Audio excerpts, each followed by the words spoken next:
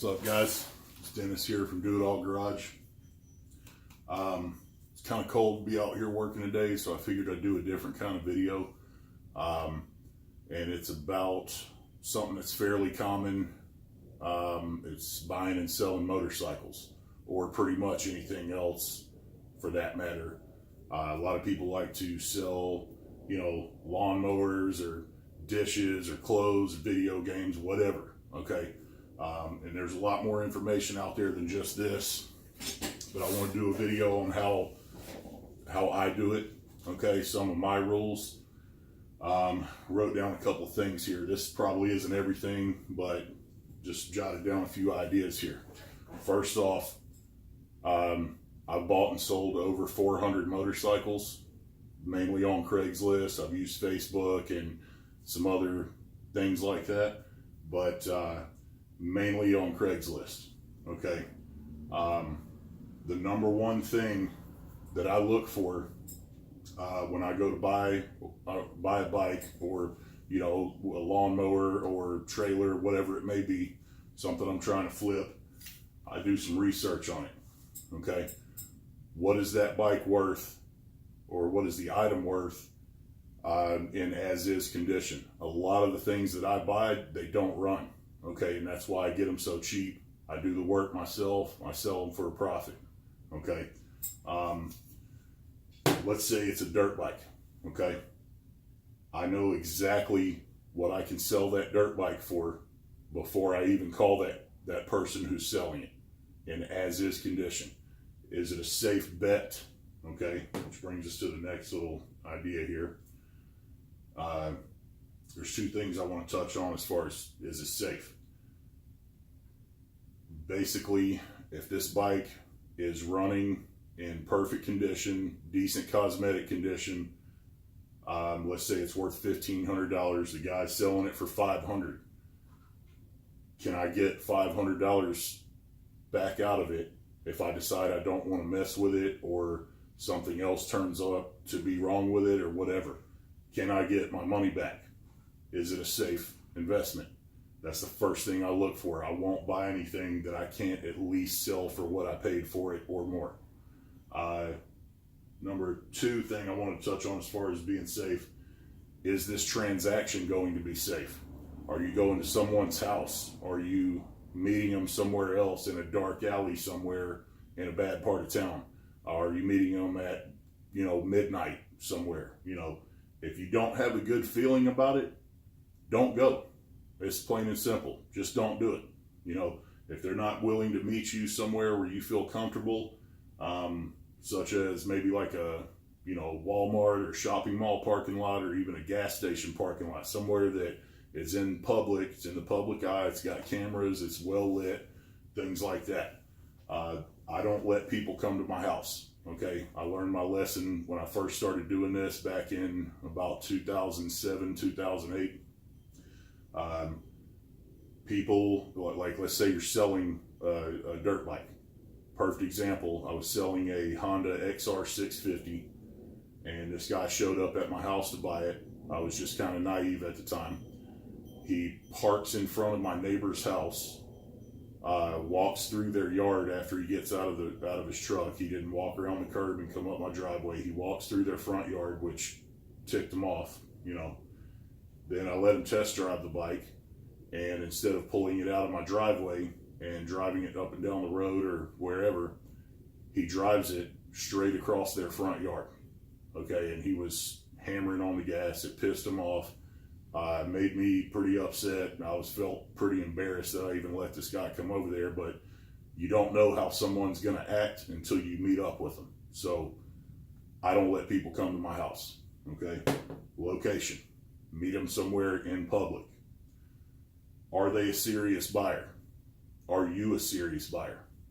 When I call someone that's selling something and I want it and I know it's a good deal, I don't start asking them a bunch of really stupid, annoying questions. Oh, why are you selling it? How long have you had it? Who owned it before you? This and that, blah, blah, blah. Okay? I call them. I tell them, do you still have it? That's what I ask them. You still have it? Yes. Okay. I'd like to come see it.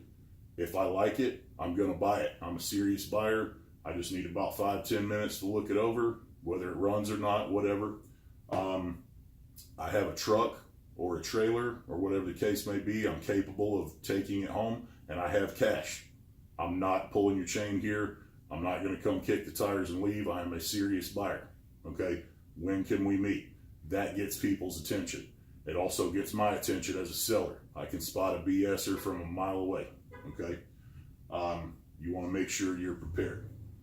Okay, a bill of sale. A lot of dirt bikes and four-wheelers, the titles are lost, or someone who bought them never got it, or whatever. Doesn't necessarily mean they're stolen. The safest way to, purchase, especially an off-road vehicle, is with a title. Not everyone has them. If it'll make you feel more comfortable, you can get the VIN and call the local sheriff's or police department. A lot of them will be nice enough to run the VIN for you to make sure they're not stolen or there's no liens on them. If they won't do it, then hang up and call the next police department in the next town, and they probably will. Bill of sale. I discovered these at Walmart. It's a invoice book, but they work great for a bill of sale. They make ones smaller than this. They make ones bigger than this. It's a carbon copy. Okay? So basically, you have 3 copies of every bill of sale that you write. So when you write up a bill of sale, the buyer and the seller are going to each have their own identical copies. I put terms in here as is condition to protect the buyer and the seller, whichever the case may be that I'm in. Date. Not only do I put the date, I put the actual time that I'm purchasing it. I write the VIN on here. I get the buyer's name and phone number and the seller's name and phone number.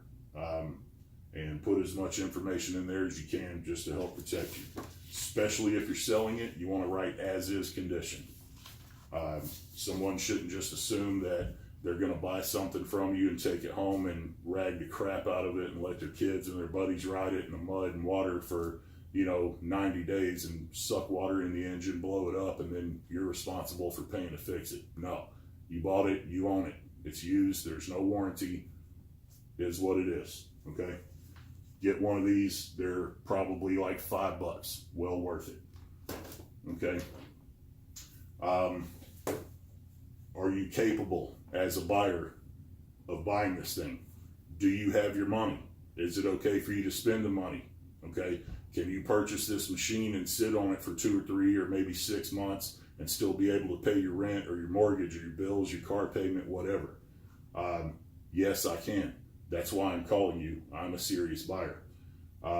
As far as selling something, again, I've been doing this long enough to where I can smell someone that's BSing from a mile away.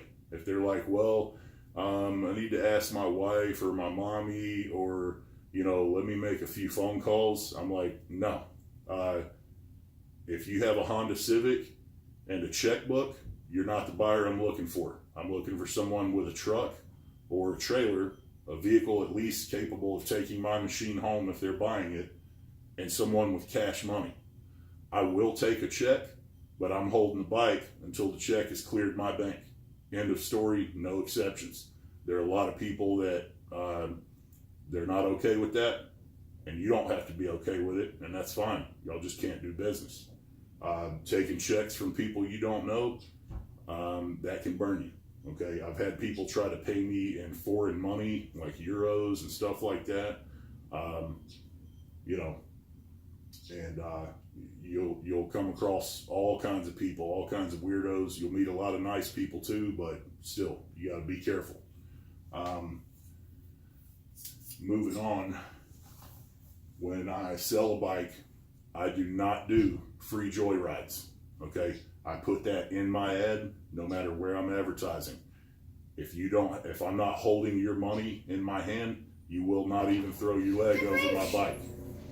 Okay,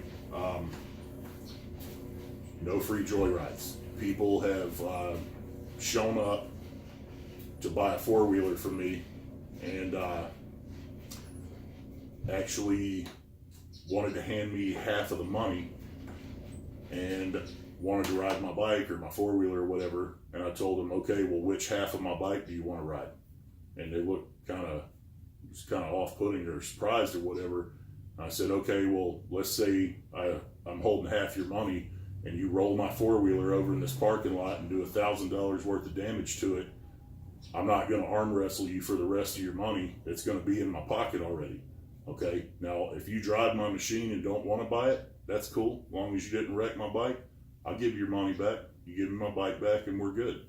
You know, anyone who doesn't understand this concept, you should probably just tell them over the phone, I'll pass, and just move on to the next buyer. You know, there's been nightmare stories that I've seen of people showing up to test drive bikes. They jump on them, take off, and you don't ever see them again.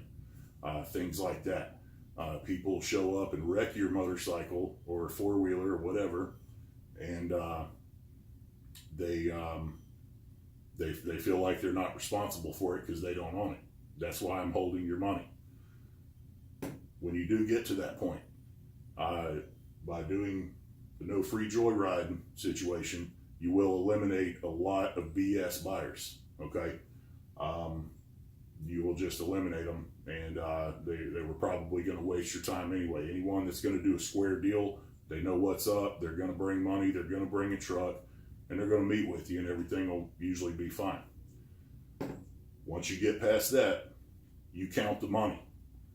Don't let someone hand you a wad of money and then jump on your bike and take off. It could be a $100 bill wrapped around a bunch of ones. I've had this happen to me. I started my four-wheeler up for this guy, and then he sat on it, and then he tried to take off on it, and I said, whoa, hang on, man. I've got to hold your money while you're riding my four-wheeler. So he reaches in his pocket. I had my hand out. He put the money in my hand and took off in the parking lot on my four-wheeler. Well, it was a bunch of 20s, 5s, and 10s and stuff like that, and I was selling the bike for $1,500.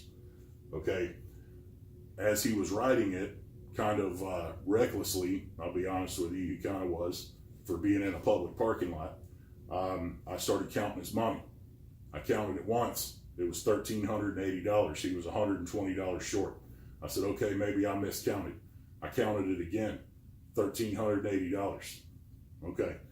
So I flagged him down, had him come back over to me. He pulled up, and I took the key out, and I said, hey, man, this is short.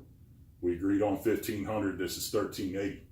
He gets off my bike and acts surprised and starts looking at me and getting kind of smart with me, to be honest with you. And he said, well, how do I know that you didn't just take $120 of my money and stick it in your pocket? And I said, hey, man, we're done here. At that point, I wouldn't have sold him the bike for $5,000. I don't deal with people like that. I have no patience for it. I deal with that kind of stuff at work, 10 hours a day, 5 days a week. I'm not doing it on my own free time. I will tell you where you can go. And if you got a problem with it, we'll take it from there. But count the money before someone rides your bike. Count it in front of them. That way there's transparency. Okay. If they have a problem with it, then there's probably something fishy going on and you need to walk away. Okay. Which brings me to our next point. It's okay to say no. All right. In my ads, if I want $1,500 for an item, I don't list it for $2,000 or best offer. I don't list it for $1,800 or best offer. I say $1,500 cash firm. Must pick up at this location. That's it. If I'm willing to take a trade, I'll put that in the ad. Send me pictures if you have a trade. Usually I just want some cash. I put cash only, $1,500.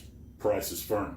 It's usually the first thing I put in the ad. Is this going to stop people from calling you and asking you if you'll take less? Absolutely not.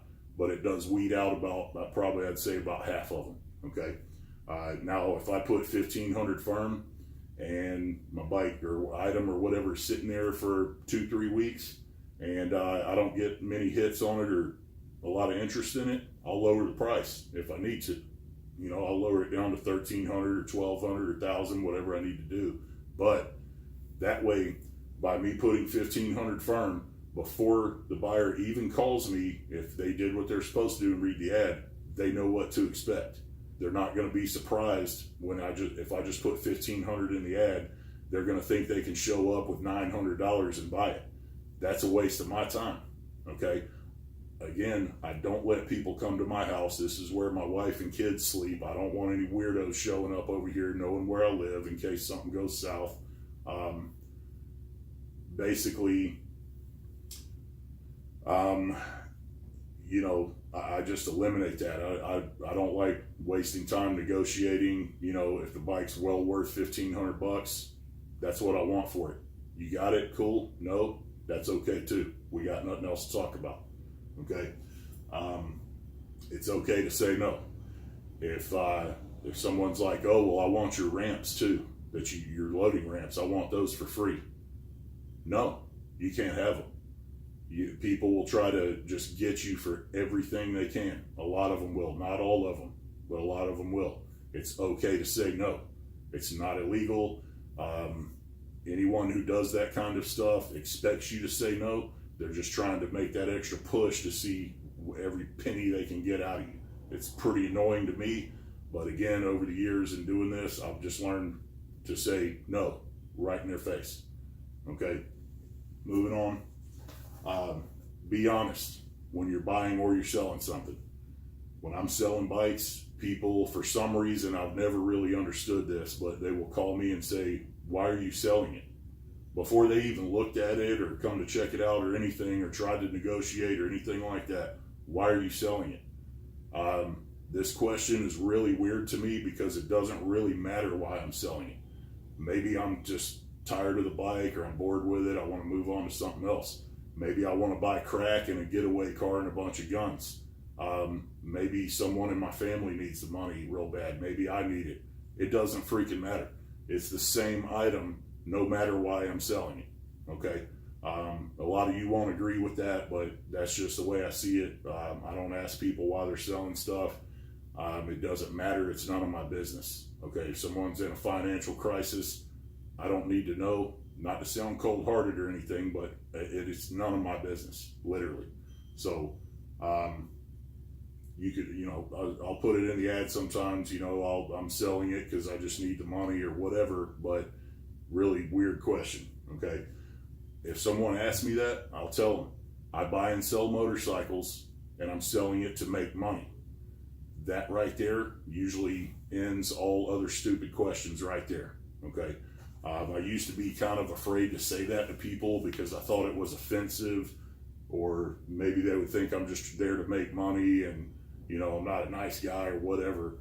But what I started realizing was that a lot of people appreciate that, because when you tell them you do this quite at least frequently enough to make money, then a lot of people that don't know much about the item that you're selling, maybe that builds some confidence in you from them and makes them believe that you know a thing or two about it and you've checked the bike out or whatever item you're selling again, and you know, builds a little confidence. And that's really what started happening, I think, is that I tell people, you know, I do this on the side and I'm strictly selling it to make money. That's it. No other reason. Say it with a smile on my face, but that's what I tell them. I don't tell them, oh, well, you know, it's this and that sob story and whatever. I'm just straight with them. So anyway, if any of you have any questions about anything or need some tips or just have any comments in general or whatever, leave them in the comments box and I'll respond to them accordingly as I can. And thanks for watching my videos. Stay tuned. I got a lot more to come. And if you wouldn't mind, hit that subscribe button and like button. Thanks a lot.